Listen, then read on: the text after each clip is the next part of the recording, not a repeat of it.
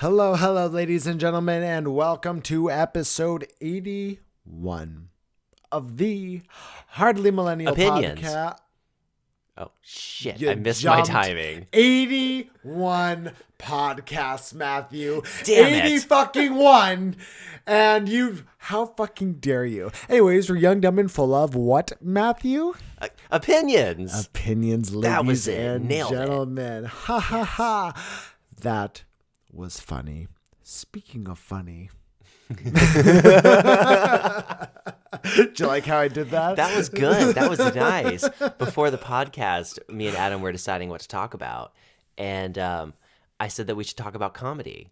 But I then had zero follow through of how to do that. So here we are. We're going to try to talk about comedy a little bit. We're going to talk about comedy, ladies and gentlemen. Do you have a favorite comedian? I have favorite comedians. Like who? Well, I do particularly enjoy Louis C.K. and Yes. his humor. Uh-huh. I love the show Louis. Mm-hmm. I'm not saying he's a good actor, but I love the show and I love his humor. Uh-huh. Let's see, other ones. There's George Carlin. He was fucking hilarious. Oh yeah, George Carlin is almost like the Eminem. He was great. He was great. I feel like anytime that you talk about who's your favorite comedian, you just have to say his name. Like you're somewhat Yeah. obligated to throw him in the mix. Yes. He's great. And then one of my personal favorites of all time, rest his soul, he passed. Robin Williams. No. Oh. Ralphie May. Oh, Ralphie May. That's Ralphie right. May made me laugh so much growing up. How funny. Because Ralphie May was one of the ones I never got into. Oh my gosh, I thought he was just fucking hilarious. Yeah. I used to run him over and over, his Netflix specials before I would fall asleep. And Yeah. I would watch like the same 3 over and over and over. Yeah. They were hilarious. That's great. What about you, man? What comedians do you like? Well, some that I think the first comedian I ever listened to that actually got me into comedians, and I think a lot of millennials, this was kind of the first our generation comedian, was Dane Cook. Oh, Dane Cook. Yeah. You know, during his time, He was he funny. was hilarious. Yeah. He was. His time didn't last. No, a long time. it's funny. There was a couple of years ago a video surfaced. I was on one of those Facebook video holes, right? And one of the videos that popped up was a recent stand-up bit from Dane Cook, and it was pretty sad to watch, in my opinion. Well, his whole. He had great presentation. Like the way that he delivered it was awesome. But this particular bit that he was doing was somebody wrote him hate mail or something like that, and it was basically him reading the hate mail, and then making fun of it as he's reading it. But it was if you're getting hate mail at all, the only kind of material you're able to muster up is, don't get me wrong, this is a 3-minute bit, but still, your bit is here's some hate mail that I get because I'm irrelevant now. You know, you know what I mean? Yeah, I know what you mean. I think that many people would agree that his relevancy has definitely gone down. You know what I think did it for him? I think it was his lackluster in movies. Yeah, he tried the movie thing. Because I feel like all the big comedians, what happens? They all start as comedians, they get super popular, and then they start doing movies. And if people like you doing movies, you'll start doing more and more, and then sometimes you'll see some of them break out into serious roles and stuff like that. Right. But whereas Dane Cook, he did movies, he did comedies, he even did one serious role. It just wasn't his thing. And that's kind of what started his downfall. What really nailed the coffin for him was that Ashton Kutcher was his career in acting was going on at the same time. And he's pretty much could have been one of them. Well, he's basically the same genre realm of kind of actor. And yeah, Ashton Kutcher just does it better. So every role that Dane Cook went for, I'm sure Ashton Kutcher just got it. Well, he was just because even in his comedies that he did, I saw one that was, I think, was called like Employee of the Month or something with Jessica Simpson. Yeah, so you could put Ashton Kutcher in that movie. It'd be exactly the same thing. Yeah, yeah. They're interchangeable, but Ashton's better. Yeah, I definitely see that. You know, I loved you, Dane Cook, though. I loved him too, with a big ED. Yeah, but I loved you too. Yes, but no, another one that really made me laugh, that is actually the only comedian I've seen in person, was Christopher Titus. Do you know who Christopher Titus is? I can't. He had a special that was called Love is Evil, and evil was like love backwards, EVOL, and but he does a lot of like. That's clever. I can't even. One of the first special that I saw of his was like the whole thing was about like his upbringing, you know, and just like all the stupid shit he got in as a kid, relationship with his family and shit like that. And I remember he was just hilarious. He had this one bit, and I'll probably botch it trying to, you know, repeat it back. But he was talking about how like he went out with, like he borrowed the truck and went out drinking with his friends and stuff. And then he goes, he fell asleep on the couch, and his dad woke him up by pouring a beer like over his face, and then was like, said something along the lines of, "Can you tell me why you're parked sideways in the lawn across the street?" Like he had jokes like that, you know, that were just really like he was one of those people too, where like one of his bits was like, you see, I grew up in a family, or I grew up around people where, you know, when shit hits the fan, everyone's getting covered with shit. So now every time I see shit hit the fan, I take a step to the left. You know, like it just. That's clever. Yeah, he was a very funny guy. He actually had, I think he had a show on Fox for a while that was called Titus, actually. And it got canceled because every show on Fox gets canceled at some point. Of course. But no, he was a very funny guy, though. Another one of my all-time favorites would be Ron White. I really like the whole blue collar comedy tour that was going on. I dig the comedy tour. I dig the blue collar thing, but Ron White is the star of the show for me. Ron White was great. All of his jokes are fucking hilarious for me, dude. He always got up there with his glass of whiskey and a cigar, and just calmly delivered humor. And it's always like stories about stuff that happened to him. Yeah, that I'm sure he hypes the best comedians. You know, those are the ones I enjoy. Yeah, retell their stories as well instead of just doing. I think that might have been something that was contributed to almost Dane Cook's downfall. Because if you go back and you think of like Dane Cook's comedy, there was some like of his personal kind of story stuff put in there, but a lot of them were really just like, well, hypotheticals, you know, that he was just able to make a joke out of. One of his funniest ones for me was the B&E. Remind me of the B&E. The breaking and entering, where he talks about that it's a made up story, but it's a story that could happen, I guess, where he breaks into someone's house. For some reason, he got like hyped up and he wanted to do a B&E, so he broke in. But the only thing he stole is the batteries out of the remote control. Oh, and then left everything else. Yeah, and then continued to do it. So the person was like, "Where the fuck are the batteries going?" See, and like that was funny, but that kind of comedy, I feel like, just can't last in the comedian world. You know, I mean, unless you're super fucking good at it. But I listen to like Joe Rogan's podcast a lot, right? Who's a stand-up comedian, and he has a lot of comedians who come on his stuff. He's got some hit or misses. I've seen he has, I think, 2 Netflix specials out now. In his most recent one, I couldn't get into, but his last one I thought was just fucking hilarious. Oh, good for you, Joe. Yeah. Look at you going. But he has a lot of comedians on, and they'll always talk about, you know, their craft, the art of creating comedy and creating these segments. Right. And it's really interesting to listen to them talk about, because what they'll do is before you even see these specials, they have these jokes and bits that they start to develop, and then they basically go to these open mics with other big time comedians, and they each get, you know, 5-10 minutes on stage, and it's all just, you know, they'll have like a time to do like 1 or 2 bits. But that's how they develop their hour special, is they go, oh, this joke didn't do well with the audience. What if I delivered it this way? What if I tweaked it and did it like this? And then they do this until they have a bit that kills.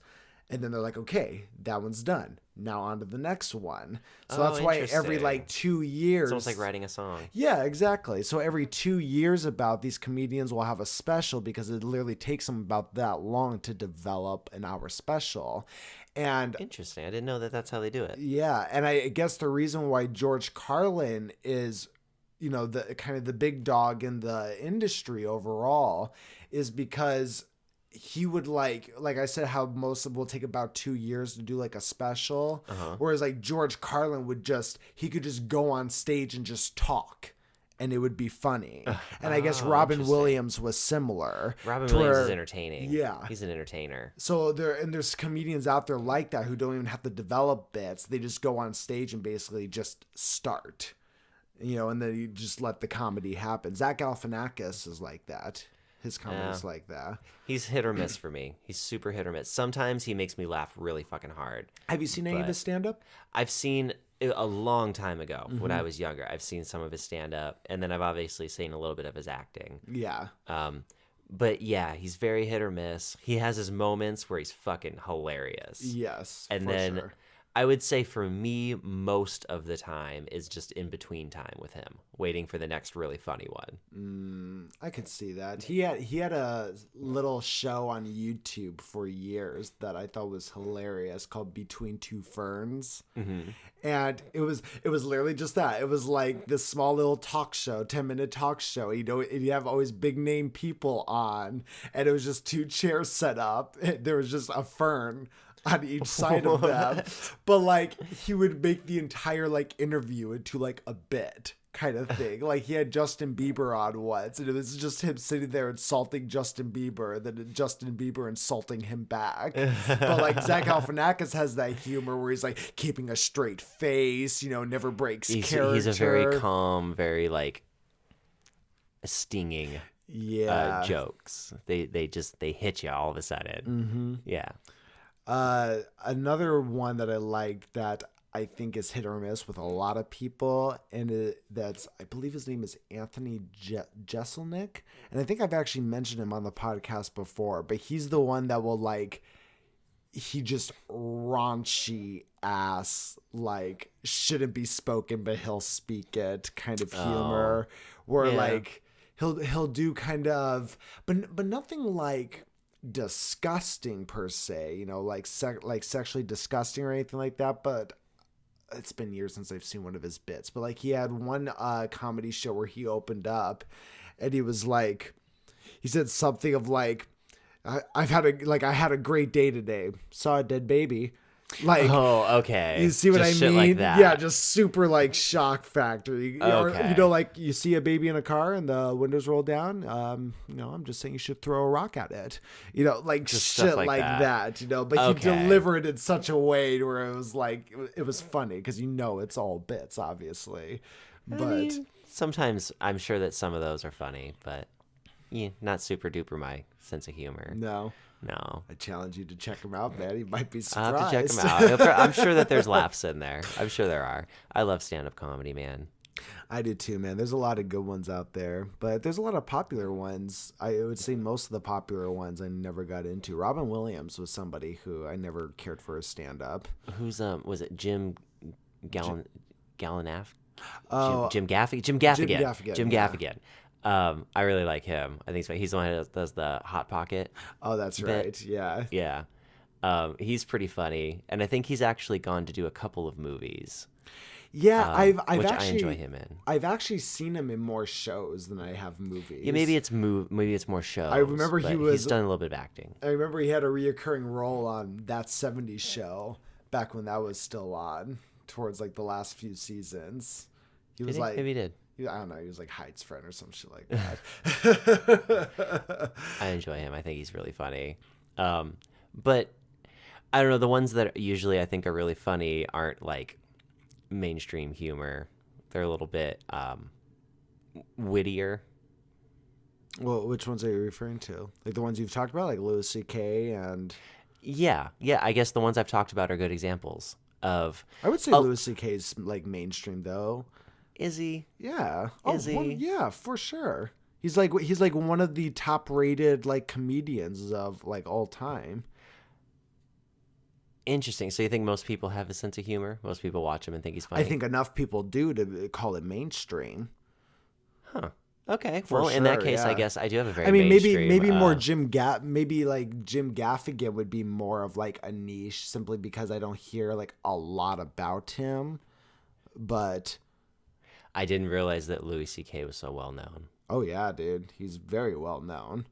Even if people don't like listen to comedy per se, like I mean, Joe Rogan's more of a niche than Louis C.K. is. Really? Oh yeah, I mean Joe Rogan's more known for podcasting. He's not known for his like comedy specials, but he has like 4 of them. Louis C.K. is more quote unquote famous than Joe Rogan. Yes, for sure. Really? Yes, his net worth is, I'm sure, much more than the thing is Louis C.K. Even though like he has his show that he did, and then he did he does his comedy and stuff like that. But I think he has his hand in a lot of like. And I can't name it off the top of my head, but I think he's like an executive producer on a lot of like comedy movies that come out. Sometimes he'll be like a co-writer on them, or be like do stuff like that. Well, good for him. I think he's fucking hilarious. Oh yeah, he's great. I love him. I think he either still is in or was in big controversy because he was caught like masturbating in front of women or something, like in public or some shit like that, and he like admitted to it. Oh, it was I don't know. Admit to it. I don't know what the exact story was, but I know it had something to do with masturbating in front of somebody or pulling his dick out in front of like women or some shit like that. But I think that might even be why his show's not on anymore because like that whole thing. Dude, I watched as much of his show as I could get my hands on. Yeah, it was hilarious. His show was pretty funny, dude. Yeah, dude. Comedians, dude, and there's more and more of them popping up. Kevin Hart's probably our most prominent one right now. I'm going to get flack for this, but I don't particularly enjoy Kevin Hart. Really? I don't think he's that funny. I like him, but I definitely have comedians out there who I find more funny than he is. I think he's a nice, goofy guy. Uh-huh. Like if he was at a party, he'd probably be the life of the party or whatever. But I just don't find his humor to be incredibly hilarious. He just jokes on the fact that he's small, and he like jokes on himself a lot. Yeah. He has a screen that he does. He says things in a high-pitched voice, and it's funny. I don't know. He's very situational for me. He's just... And I fully get that most people love him. He's one of the biggest names in comedy. Right. And I enjoy him in movies. I think he does great when he's with The Rock. That was hilarious. That's what I was just going to say. Kevin Hart is somebody who I enjoy when I see him in movies. I think he's a better actor than a stand-up comedian. I would think so too. Just personal opinion for sure. I definitely enjoy watching him in movies more than I do his stand-up. I would rather watch like Eddie Murphy's stand-up comedy. Never gone to Eddie Murphy. That to me is fucking he's hilarious. Nah, dude. I thought my friend Chris was super into Eddie Murphy. Oh, dude, he's got some good stand-up comedies from back in the day. See, and those are the ones I watched. I think I was like this one where he's in a red like leather. That's the one I full watched. Suit. That's dude, the one I watched. Fucking hilarious, Adam. Oh my lord! I didn't get into it, man. I was so funny. I was like 16 or 17 years old when Chris first showed me that, and trust me, I was the only one. There was like 4 of us, and everybody was cracking up, and I'm watching this, and I'm just like, I just think this is dumb. I just didn't find it funny at all. No. Yeah, I think he's funnier than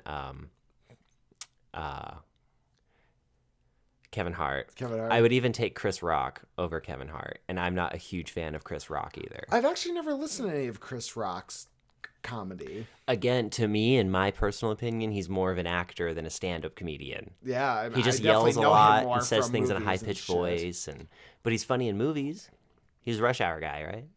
No, that's Chris Tucker. That was Chris Tucker. Oh, he's funny too. I like that Chris guy's Tucker, funny too.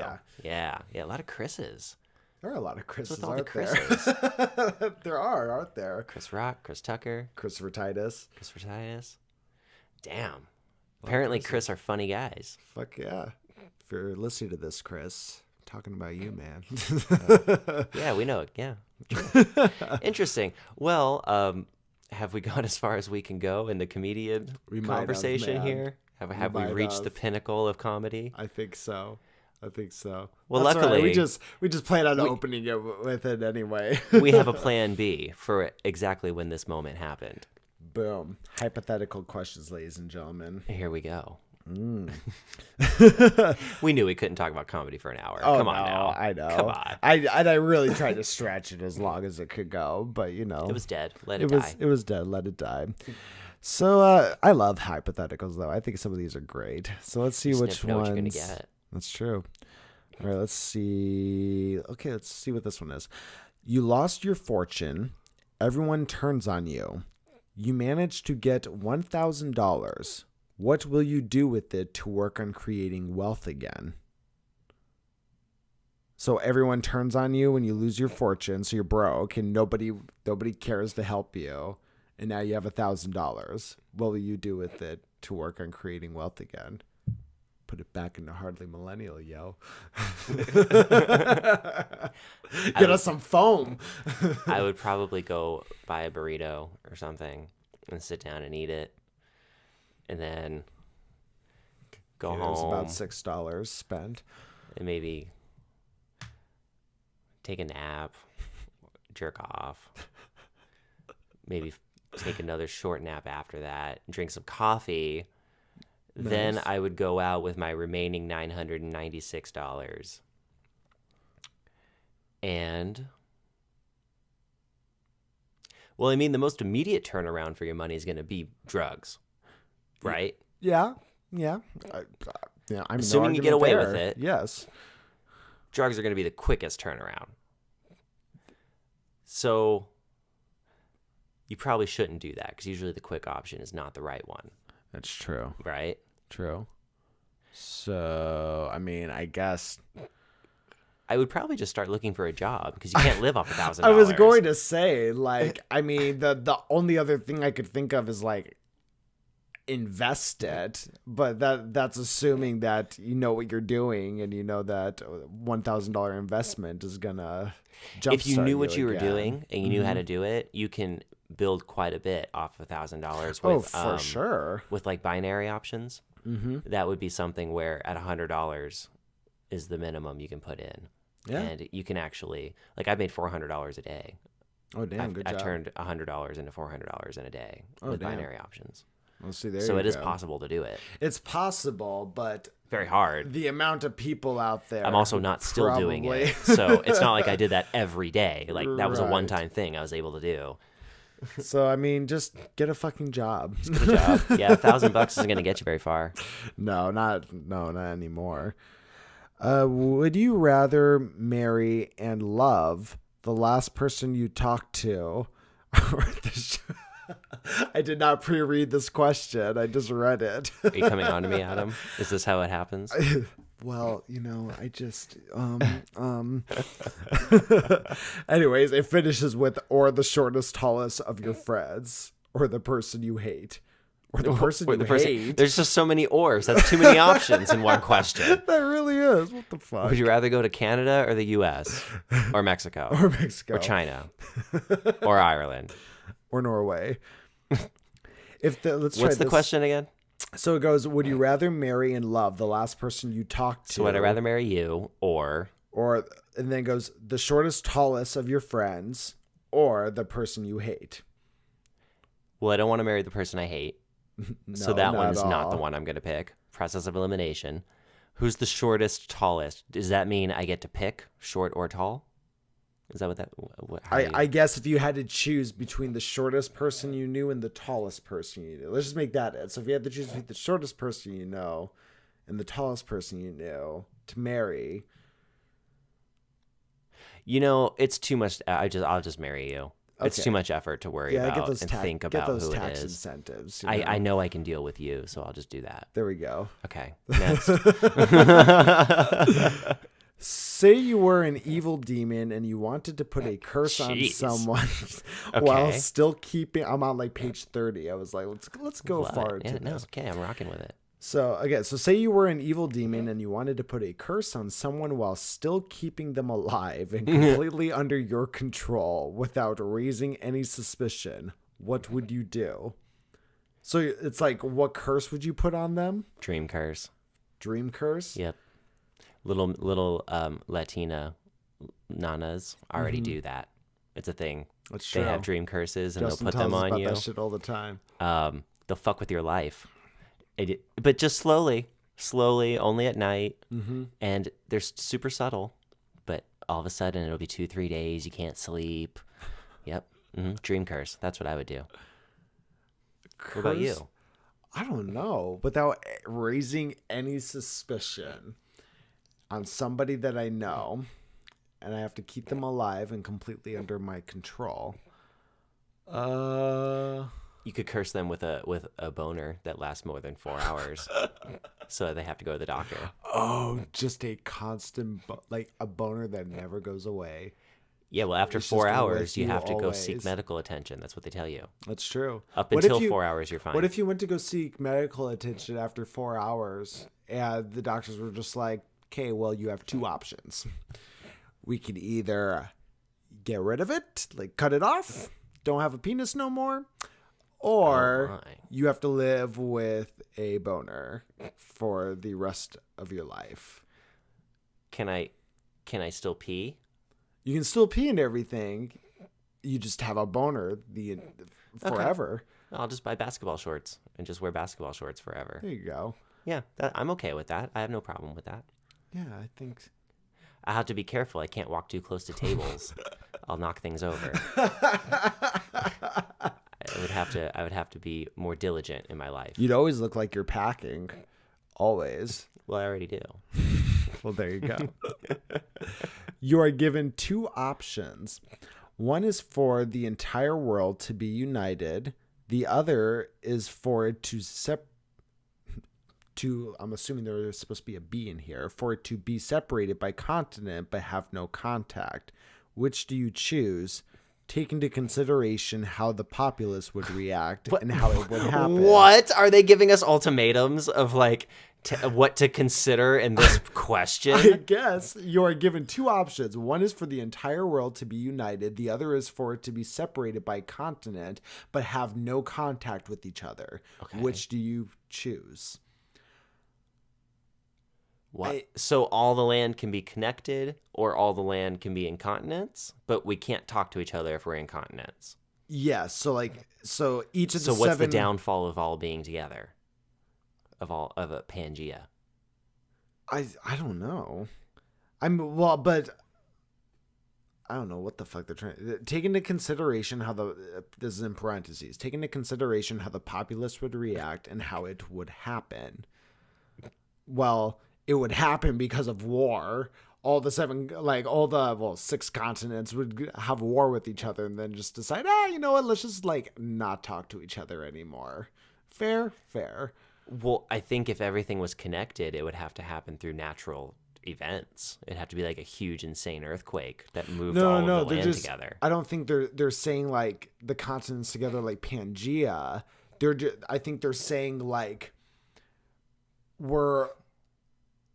I don't know what they're saying. I think they're saying about just the continent, we all just being united, all the governments and everything being united with each other. Basically what we are now, or just all the people in the separate continents not talking to each other. Yeah. Like we're all one country, or we're all separate and don't ever talk. Yes. I guess I would rather be one country. Yeah, I would. That's a dumb question. What the fuck is going on with these? I mean, America already is that. Everyone from all over the world already comes here. That's what I was like. And I'm perfectly happy living here. Fucking question was that? Yeah, we can make America the whole world. Whatever, that works. Well, okay. Here's a dark one. Okay. Imagine you were forced to die. Would you rather, 1, forced to die, be tortured to death, oh, or 2, die a quick and painless death, but have everyone you know lose a toe? What? but they also get to live. Is that legitimately? You're not fucking with me. I'm dead serious. Look at that. You're not fucking with me. That's literally what it says. Die a quick and painless death, but have everyone you know lose a toe. Sorry, you're all losing toes. It doesn't specify which toe. Do they get to pick which toe? At that point, I don't care. I'm dying. Y'all can live the rest of your life with fucking 9 toes. You're going to be fine. What if they made it, what if the question was you had to have all of your toes cut off and then you got killed, or die a quick and painless death, but everyone you know lost a toe? Would you eat it for everyone you know? Because I think that's what it's supposed to be asking. Because you're already going to die anyway. So would you just take it for a minute and then die? I mean, I guess that'd be the right thing to do. Why? Right? Why is that the right thing to do? Fuck them. I don't know. Like, I want to say no because I just don't want to fucking go through that. If I'm going to die, make it quick and painless. But then at the same time, well, I'm going to die. So I'd probably just tell them to chop off all my toes. I hope it's somebody who gets enjoyment out of doing it, so I can just fucking laugh at them the entire time they do it to take away that enjoyment. This is my last fuck you. That was pretty sick. I love it. My last fuck you it kills me. I would let everyone lose a toe. Not because I was afraid of the pain or anything like that. I would just want them to always remember me. And I feel like every time they remembered that they don't have that toe, they would remember me. So that's sweet. I would have them all lose a toe. That's sweet in a very dark and selfish way. But I love it. If you could live in any era for a week without the stipulation that you cannot change history, what would it be? What a weird way to ask that. So if you could live in any era but you can't do shit while you're there. You can't change history while you're there, is what he's telling you. Okay, gotcha. That's what it means. Okay. So you can't say, like, World War II, so I could stop it. Like, no, it just means you'd have to live in World War II for a week. Gotcha. Okay. So where would you want to live for a week? I think I'd live in like New York in the 20s. I feel there's a lot of like partying going on in those times. I feel like, are you just thinking of the movie Gangs of New York and thinking that would be a cool place to be? No, well, that wasn't the 20s. That was like the 1800s. You sure? Gangs of New York? Yeah. Huh. Well, I mean, it was pretty much, the 1800s, 1920s. It's all the same bullshit. They were making railroads and using coal and doing their thing, right? 1920s is like jazz was starting to come out, and that was when like women were like bobbing their. That's like Great Gatsby era, if that makes any connection to you. None. No. 0. You never had to read that book or No. watch any of those movies you were in high school? No. Oh, wow. You never had to either. You chose to. Oh, I definitely had to read them. I didn't. Nobody makes me read a book. Damn it. What era would you live in? Well, immediately I think it would be cool to go to like the Roman times or the Greek times. For a week? But see, that's the thing, though, is I don't actually want to live like an ancient Roman for a week because that sucked. You just want to go there, chill for a week. And like look at it and shit. Yeah. But I want it to be with like today's amenities. I don't want to sleep in the dirt and fucking, make things out of rock and shit. No. So I think the most practical that I would go to would be like probably France or Italy back in like the Renaissance time. But with the stipulation that I'd have to be a rich person. Like living in the castle as royalty somewhere. Yeah, that'd be dope. I would do that for a week. I feel that. I'm like trying to think if there was anything. I like for a week. I would just want to go back somewhere party like they partied back then. You know what I mean? Like I have no interest in being like, oh, I want to see how the Romans lived, or I want to see how what Aristotle was doing for a week. Like I just want to like go and party somewhere. Get drunk. I would go back to the day that Leonardo DiCaprio had his first like interview or whatever you call it when you're trying to be an actor. It's like an actor's interview. An interview. Okay, when he had his first interview, and I would cut him in line, so I got to go first, and I would just mimic exactly what he does and what I've watched him do for the last few years, and just take his job. I would be Leonardo DiCaprio. But that'd be changing history. You can't do that. Well, then I would just meet him and talk to him before he got famous. Just stalk him for a week. Yes. Here's a fun one. Would you stop 9/11 Uh-oh. if... Well, that's an obligated question. Wait for the if. Would you stop 9/11 if the trade-off was erasing your entire family? Ooh. Yeah.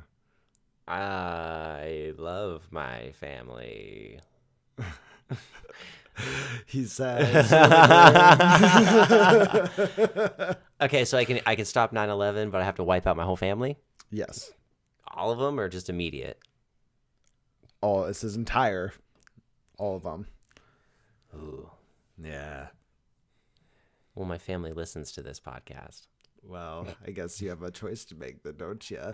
I mean, 9/11 already happened, and we're okay. Like, we moved on from it, right? Mm-hmm. And my family's still here. True. So I'd probably just let history be the way the history was. Yeah, there's That only, already happened, and we're good with it. 3,000 people whose families were destroyed.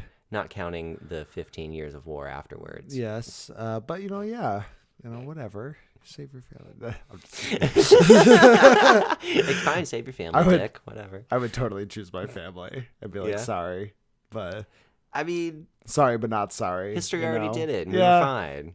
Yeah. Think of all the jobs that were created from the war, right? Sure. There you go. There's the silver lining in that one. That's what did it. I am not reading that one. Some of these are so stupid. Okay, this is a long one. Let's see where this one takes us. An amount of money mysteriously appears in your bank account. If you want to keep it, you have to give up your identity, leaving all your friends and family and never able to contact them, or you will be assassinated. How much money would have to appear in your bank account for you to do that? Oh, not much. Yeah? It wouldn't take much. How much for you? Well, however much is the least amount that it would take for me to not have to work anymore. Yeah? Would that be it? You'd be willing to just say goodbye to everybody, friends, family? Yeah. And just say, yeah? Yeah, no problem at all. Zero Interesting. problem. Why? I mean, I mean, that's just cold. That's just, Is it? Well, yeah, I would think so, sure. I mean, if you had enough money that you didn't have to work anymore, It'd have to be a lot of money. that's selfish on you guys to not wish that for me. You should want that for your friend. You should want your friend to be retired for the rest of his life. No. Yeah, fuck you guys. That's your selfishness, not mine. But it's the fact that you're like, for the minimal amount. Like, that's the fucked up part. If you were like, okay, well, the price tag of my family is like $500 billion. If you can do that, fuck yeah, I'll leave. But you're like, no, like, just the minimum. Whatever Like, it takes to not have to work anymore, like the realistic actual number. What would that be? Like, I don't know, but 600,000? to never have to work again? I mean, you could probably make it work for you if you had that much. If you had $500,000, you can make it work for you. Now, you wouldn't be able to just, like, take out of your bank account for the rest of your life and just live off it. Right, you'd have to basically be living the same life. I mean, your lifestyle couldn't improve, It would be with your current lifestyle, really. I feel like if I had $400,000 in an account, I would not have to work for a very, very long time. At least 10 years. At least 10, 15, 20 years. I can make it work. And live better than I live right now, actually. So add 200 to that just to make things, gravy. I and feel boom, like- you're off to the races, baby. I mean, I feel like I'm not saying you're wrong.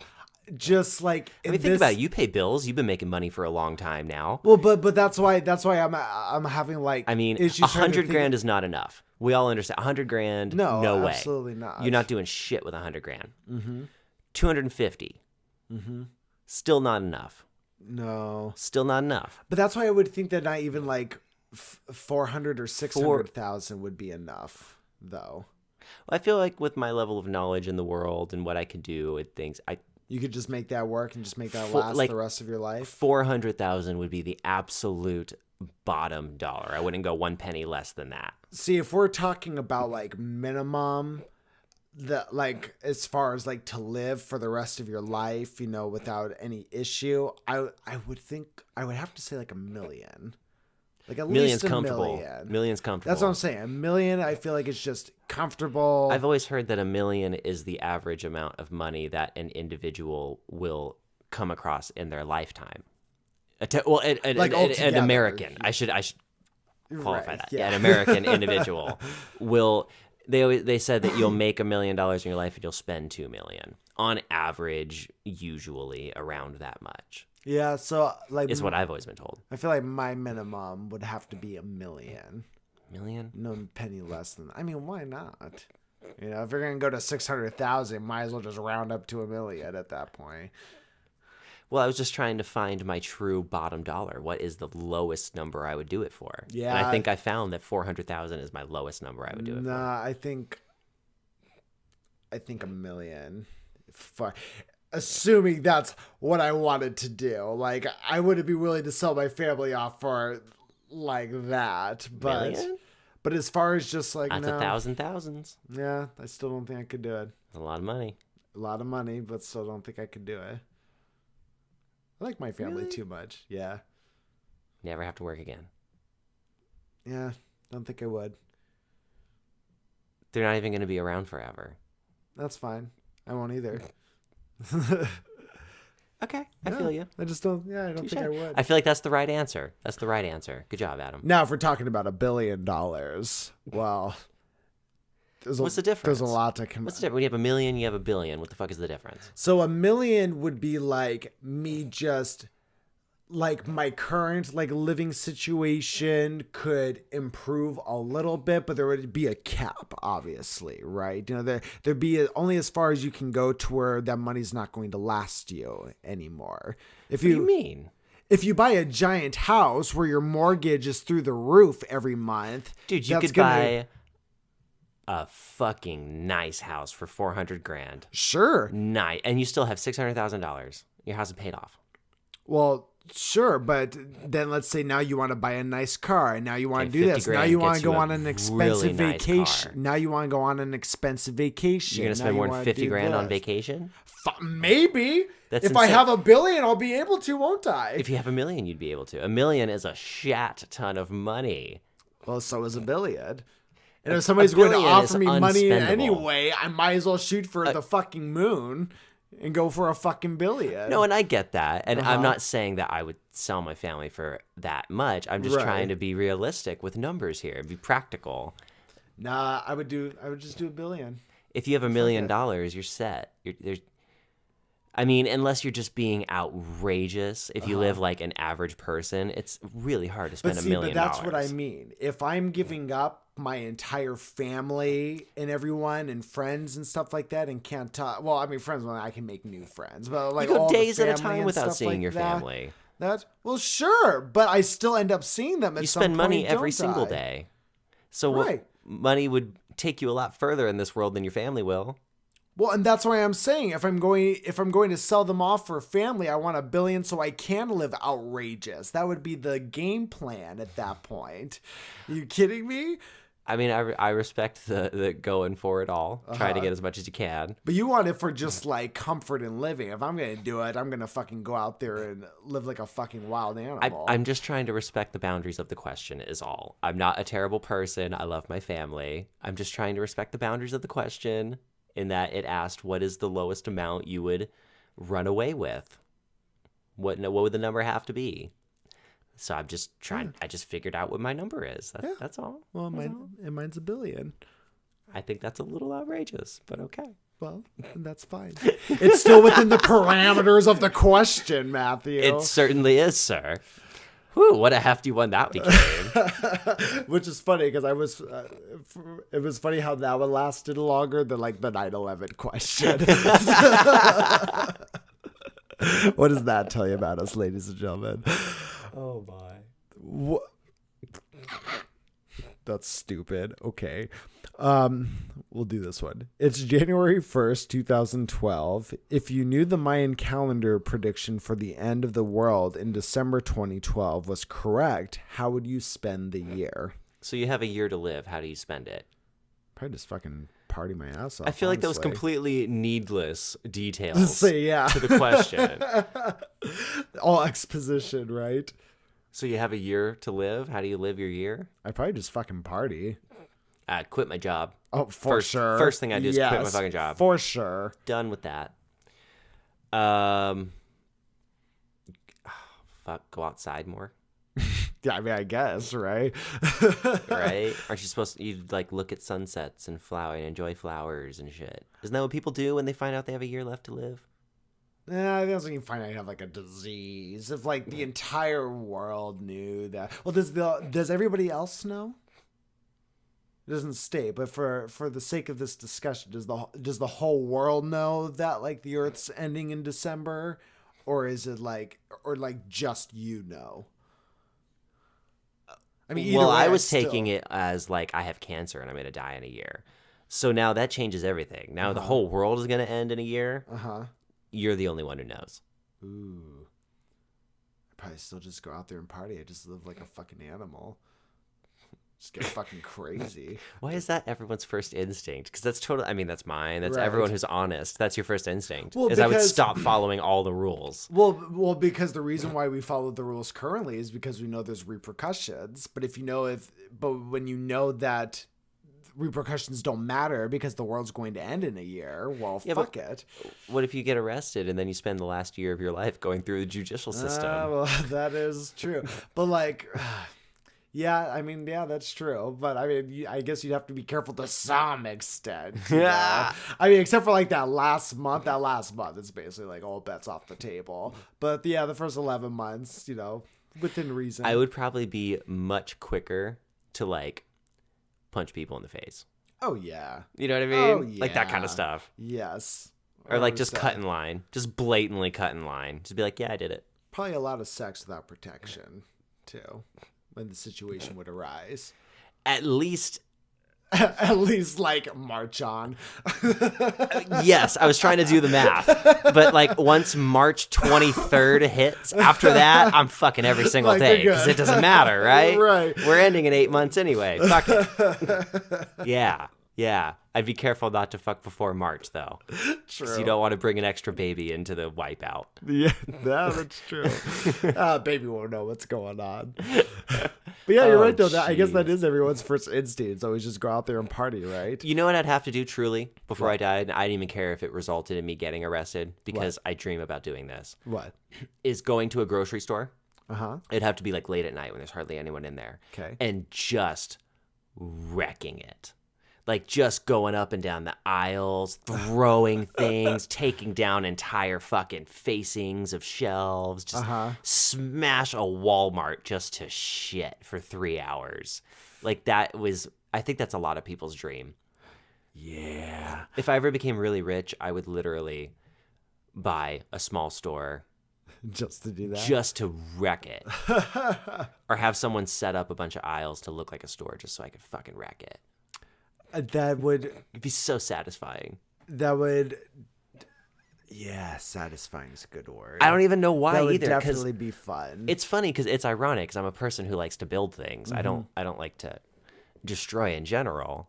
That's probably why exactly. It's probably something in it is like, oh. Well, I would say that smashing and. I would say though that's exactly why you dream about it. It's because you like building stuff. So to you, it's a little taboo to destroy. Yeah. So when everyone's kind of drawn to things that are a little taboo, at least most things are a taboo. Oh, dude, it'd be so much fun. So much fun to just destroy a grocery store.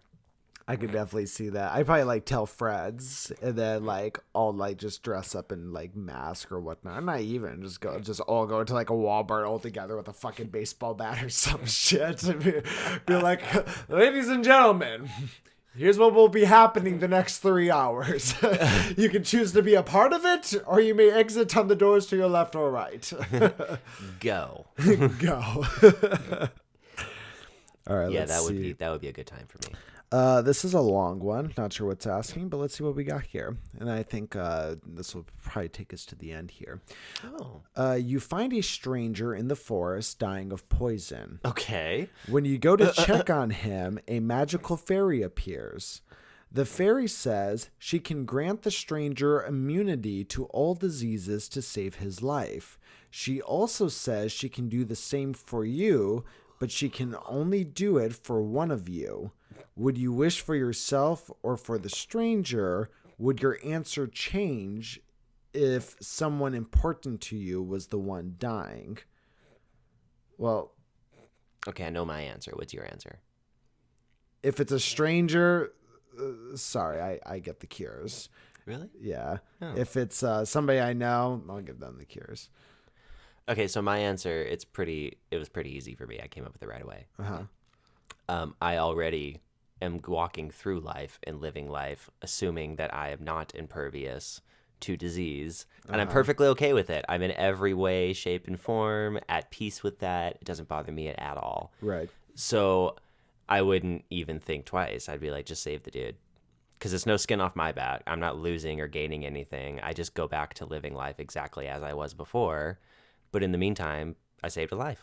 I mean, I guess that's true. For some reason, I was assuming in my head that like both of us were having issues. But Let's do this.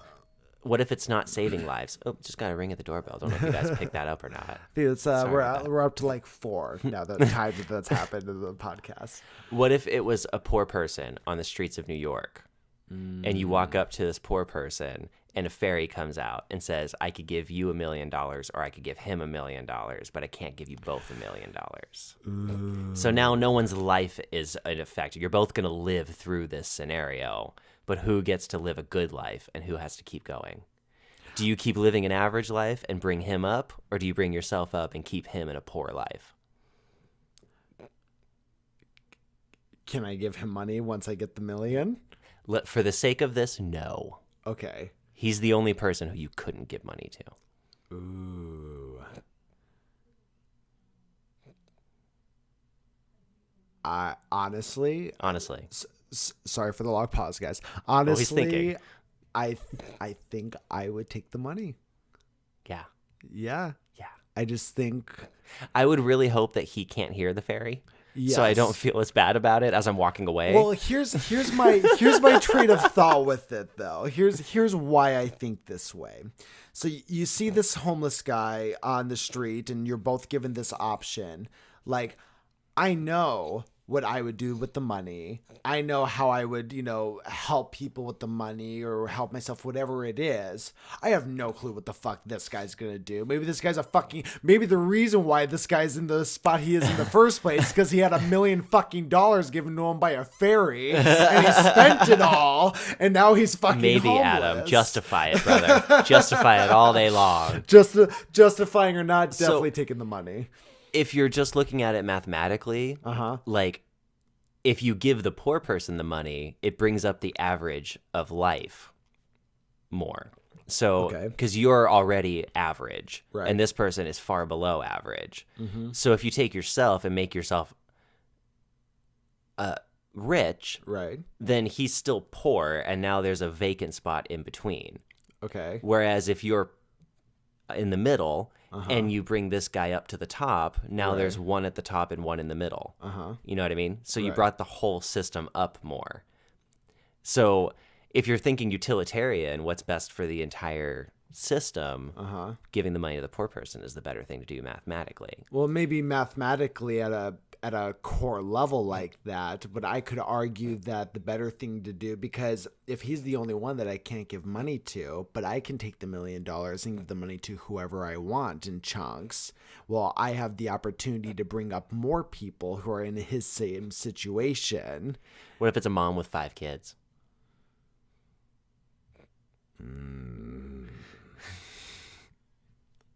a mom with five kids living on the street. Well, fuck, Matthew. I have to give them. I have to give them the money. Why do you have to? Because fucking. You don't have to.